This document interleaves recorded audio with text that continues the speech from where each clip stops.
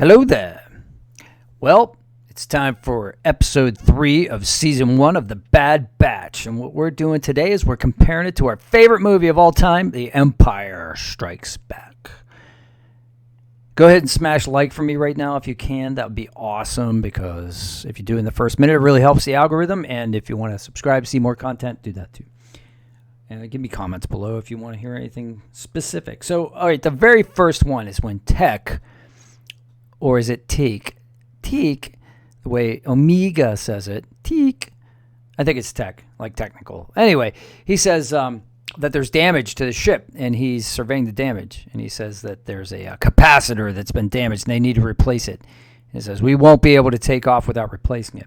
Well, that harkens back to The Empire Strikes Back, when they're on the Millennium Falcon, and they're trying to assess the damage. They're actually landed on an asteroid, and they're trying to assess the damage that's been done to their ship by the asteroids and the blasts from the Star Destroyers from the Empire. And so C-3PO says to Han Solo that there's something that's been polarized, and it has to be replaced. And Han Solo gets all indignant, says, of course it'll have to be replaced. And then he goes, hey, Chewie, I think we should replace the coupling. It's been polarized. So that was a perfect homage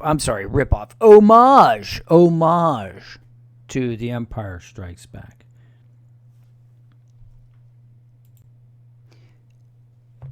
So the next scene that reminded me of Empire was when Echo and Take are out in the examining the ship, and Tech is going to put in a new capacitor, the last one they have. Plot point there, and Echo says something like, "Be careful with those capacitors; they hold a high charge, And of course, Tech says, "I already know that." So they have an interesting dynamic between the two of them. They get paired up a lot, and I think they're trying to distinguish between the two of them, because I get confused by the voice actually quite a bit. I wish the voices were more distinct. But anyway, they hear a faint snarling while they're out there, and Echo goes to investigate.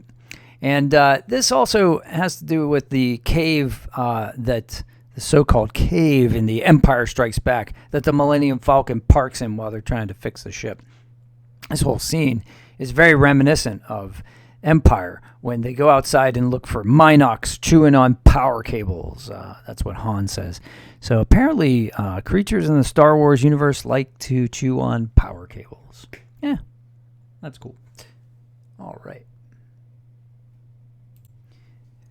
So the next one is a direct homage, ripoff of The Empire Strikes Back, when Omega is sitting in the co-pilot's chair of the ship, just like Princess Leia Organa was sitting in the co-pilot's chair of the Millennium Falcon in the so-called cave on the asteroid, when they're looking at the Minox, and one comes up and sucks on the glass of the cockpit, basically. And the same thing basically happens in The Bad Batch, when Omega gets startled by one of the creatures.